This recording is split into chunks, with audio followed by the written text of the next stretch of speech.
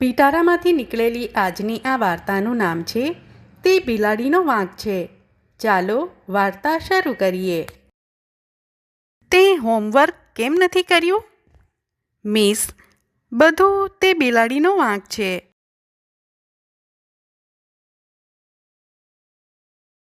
જો તે ઝાડ પર ફસાઈ ન હોત તો મેં ઝાડ પર ચડવા માટે સીડી ન લાવી હોત.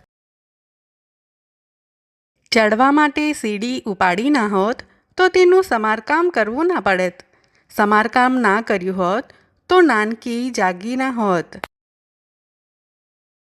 જો મેં નાનકીને જગાડી ન હોત તો મારી માં રસોડામાંથી બહાર ન આવ્યા હોત. જો તે બહાર ન આવ્યા હોત તો વાંદરો રસોડામાં ઘૂસ્યો ન હોત. જો વાંદરો અંદર ઘૂસ્યો ન હોત તો તેણે ખાવાનું ખાધું ન હોત. જો તેણે બધું ખાવાનું ખાધું ન હોત તો મારા પિતાજી ચાની દુકાનેથી શાક અને રોટલી લાવ્યા ન હોત. જો પિતાજી ચાની દુકાનેથી શાક અને રોટલી લાવ્યા ન હોત તો કૂતરો તેમની પાછળ પાછળ ઘર સુધી ન આવત.